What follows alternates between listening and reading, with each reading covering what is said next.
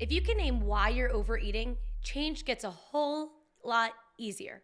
You'll learn one skill and one small step to try today. Today, we'll find your main type of overeating, and I'll give you one move that works for it. I'm Dr. Yasmine Elamir, a board-certified endocrinologist and obesity specialist and a mom of two who lost 80 pounds and kept it off for good.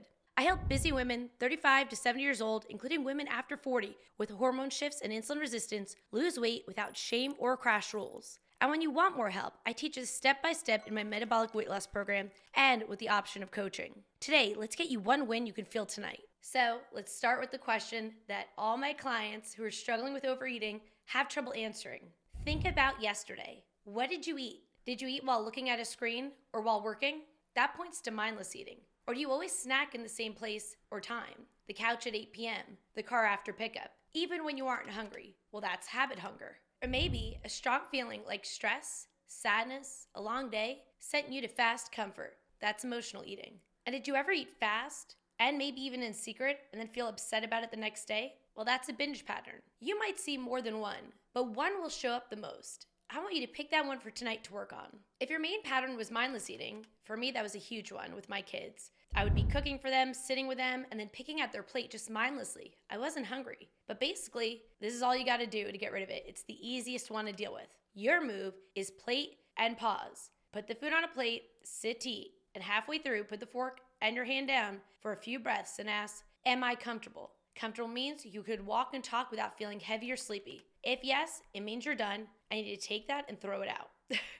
You can put it in the fridge if you want, if you don't think you'll pick at it later. I did, so you have to know thyself. Now, say you do this and you're not done.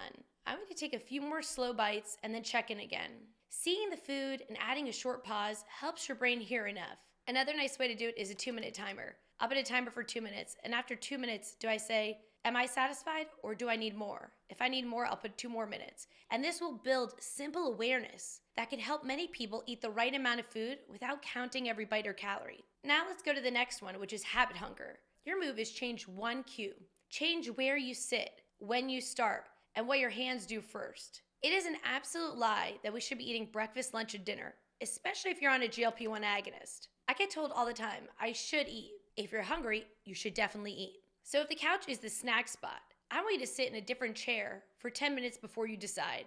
If 3 p.m. is the time, after you pick up the kids from school, set a 10-minute timer first. And if your right hand always reaches in the bag, make snacks a left-handed job this week. Add a tiny ritual like hot tea or a 5-minute walk. The brain loves patterns, and when you change one small part of your day, the loop of the habit will break. You don't need more willpower. You need a new starting line, and that will get rid of habit eating. So basically, disrupt the pattern, do something new, and then that habit will go away. And remember, eat when you're hungry, stop when satisfied. I had that in another video. If that's new to you and you find you always finish the plate, definitely check out my other video on how to understand hunger. Now, if your main pattern is emotional eating, your move is the 15-minute reset. Set a timer for 15 minutes, and while it runs, take slow breaths. I love breathing in for 4, holding for 4, and then exhaling for 4. But do whatever breathing method works for you. I want you drinking a glass of water. I love my electrolyte water. Or do a little movement, stretch, or short hallway walk. And when the timer ends, I want you then to decide again. If you still want food, write what you'll have.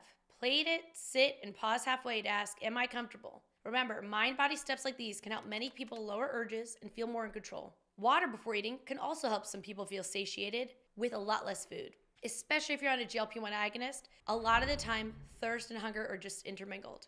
A short walk after meals can help your body use sugar from food, which often makes evening eating feel steadier. Now, if you see a binge pattern, it's something like this. It's fast, it's urgent, it may even be in secret, and then there's always shame involved, which is the most useless emotion, by the way. So please hear this. You are not broken, and you deserve proper care. Now, your next step today is gentle. Choose one safe next step. You can tell a trusted person. You can eat earlier so you aren't starving at night with high protein, water before, and keep one protein plus fiber snack ready to go, like Greek yogurt with berries, so the first bites are steadier and not as ravenous. Just being a little more satisfied before the meal can help stop a binge. Now, if you do have a binging episode, just return to one calm meal next time, meaning when you're hungry again, have a meal and plan it. No punishment, safety first. So now that we've gone over 4 of the most common types of overeating, there's actually a lot more, but these are the 4 most common. I want you to say your type out loud. Mindless, habit, emotional, or binge eating. And now say the move. Are you plate and pausing, changing one cue, the 15-minute reset, or one safe next step? Picture doing it tonight. See the plate, see the seat change, see the timer, see the little card with your next bite. Your brain learns faster when you see the move before you do it. Now, here's a real life example that fits many women I see. I'm changing the name and age because of HIPAA, but this person I've seen time and time again, at least 5 times a week. And she was me as well, all right? So let's say, for example, Nadia, she's 51 in perimenopause, okay? She leads a huge HR group, she's busy as hell, and she doesn't get home to even think about food until 9 p.m. And she says, I'm not even hungry, it's just what I do.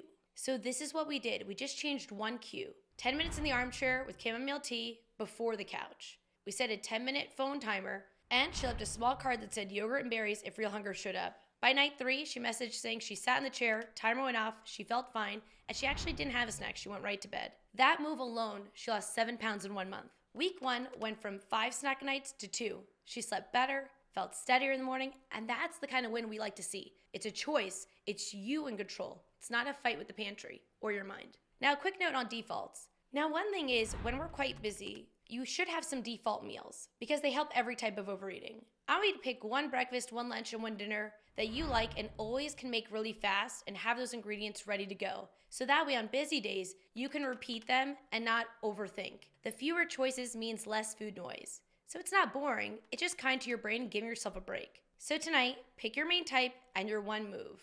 Now in our program, we work a lot about our thoughts about food. And the reason is because there's a lot of methods to help this. These methods may not work for you right now. But if it did help you, subscribe and comment type. And I'll send you my one-page guide that shows the 4 boxes, the one move for each. And when you're ready for deeper help, you can learn with me inside the Metabolic Weight Loss Method or get coaching